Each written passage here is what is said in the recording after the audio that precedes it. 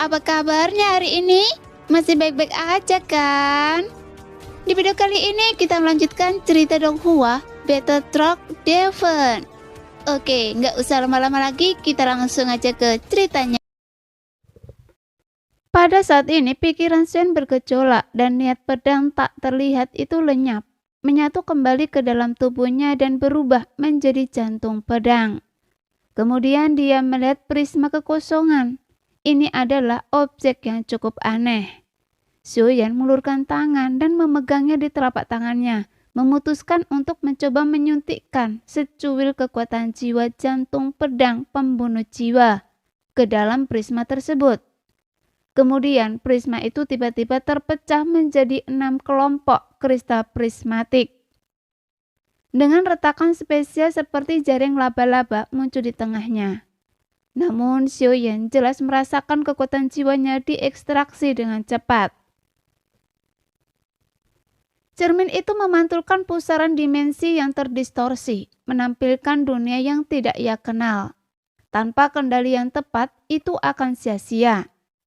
Dia memperhatikan 6 kelompok kristal prisma berputar perlahan. Shen mencoba menggunakan kekuatan jiwanya untuk mengaktifkannya dan mencari dunia sensi. Dan dia segera menemukan bahwa setiap putaran prisma tersebut sesuai dengan dunia yang berbeda. Tak lama kemudian, perasaan familiar muncul dari dalam. Perasaan laut kehampaan dunia sensi.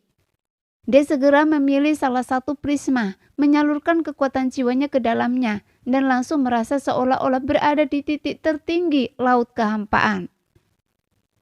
Namun, Xiaoyan mendapati dirinya tidak dapat menentukan lokasi tepatnya. Mungkin karena kekuatan jiwanya tidak cukup kuat. Meskipun dia dapat merasakan aura kuat yang terpancar darinya.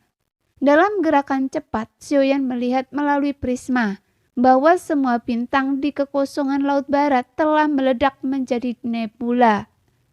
Dan aura kuat yang tak terhitung jumlahnya terpancar darinya. Alam dewa kuno juga telah berpindah dari kekosongan timur ke lokasi ini. Di tepi kekosongan, sebuah celah tak berujung telah terbuka, seolah-olah kekosongan itu sendiri telah terkoyak. Satu demi satu, kapal-kapal hampa raksasa perlahan berlayar masuk. Pupil mata Shen tiba-tiba menyipit. Kata-kata Wukong ternyata benar bahwa Taisu telah menyerbu Sensi. Dan kali ini skalanya jauh melampaui apa yang pernah terlihat sebelumnya. Kehampaan laut barat telah sepenuhnya berubah menjadi medan perang. Namun tampaknya pertempuran besar belum dimulai. Sejauh mata memandang terdapat kapal-kapal di bawah kekosongan yang tak terhitung jumlahnya. Adapun pihak Sensi, suasana benar-benar hening.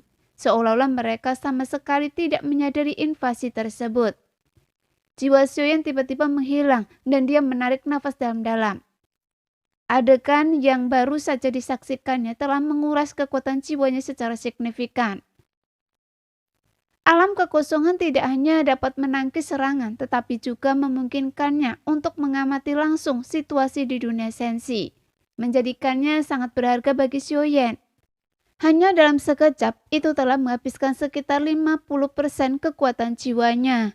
Namun Xiaoyan segera mendapatkan kembali ketenangannya dan sedikit menenangkan dirinya.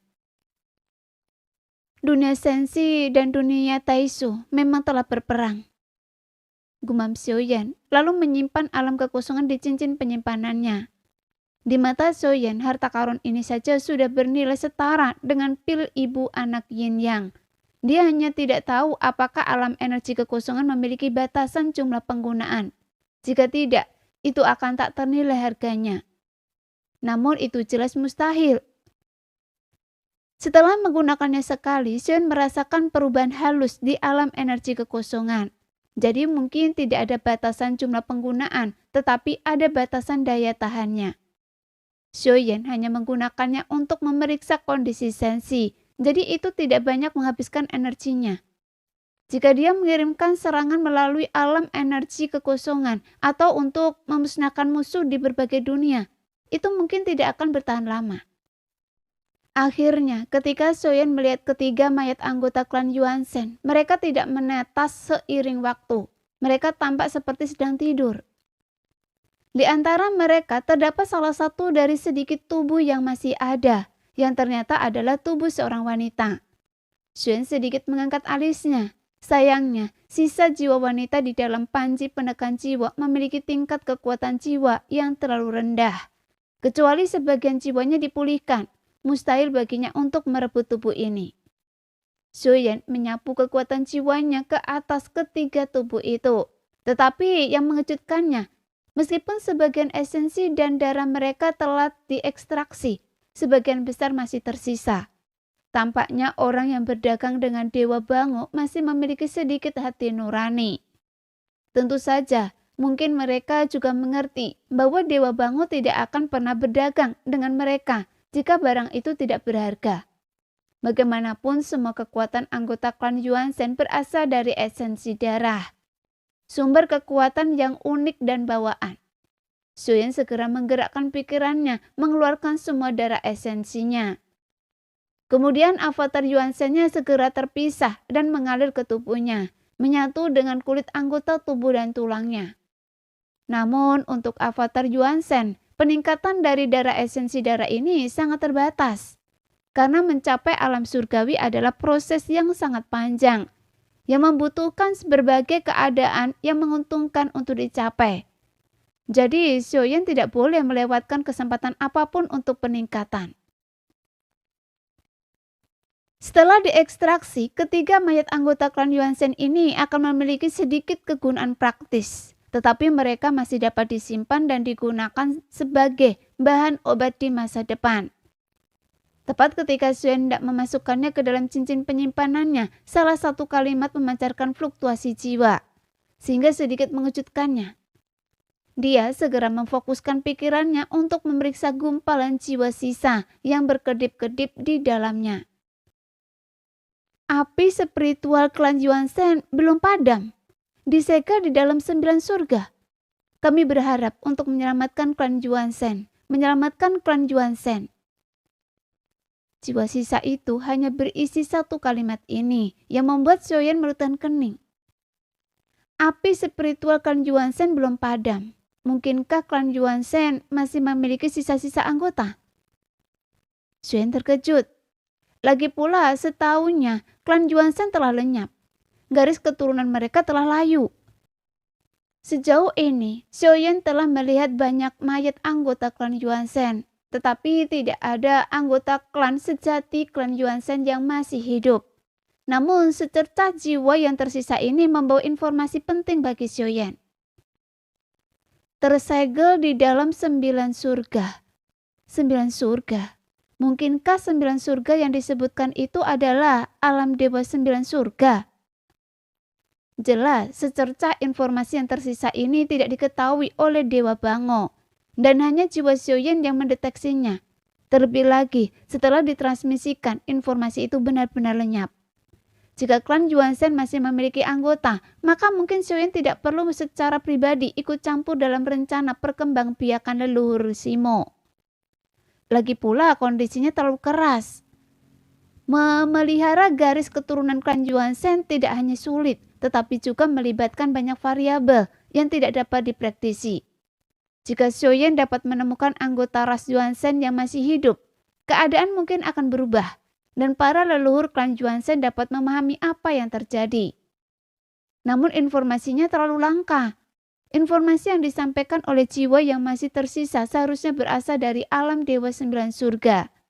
Dan Xiaoyan belum pernah ke sana, tetapi di alam Dewa 9 Surga juga sangat luas. Jika Xiaoyan ingin menemukan anggota klan Yuanzhen yang masih hidup, juga sama sulitnya dengan mencari jarum di tumpukan jerami. Tersegel di dalam 9 langit, karakter pertama adalah tersegel. Jadi garis keturunan yang masih hidup tidak bebas, melainkan dibudidayakan oleh seseorang dengan motif tersembunyi. Atau mungkin mereka sedang merencanakan sesuatu melawan musuh.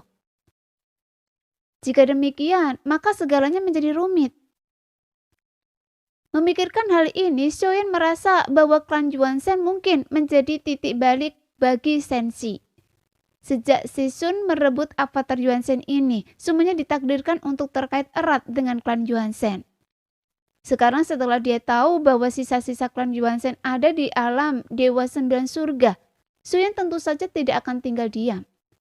Namun tampaknya Sensi dan Taisu akan segera berperang. Saat ini tidak ada waktu untuk mengkhawatirkan hal lain. Lagi pula mengembalikan Goyan keadaan normal dan kembali ke Sensi adalah prioritas utama. Bahkan jika Shoyen ingin menggunakan klan avatar Yuansen untuk menghidupkan kembali klan tersebut, itu hanya bisa menjadi masalah nanti. Nah, sekian dulu cerita kali ini. Kita lanjut lain hari ya guys ya. Bye-bye.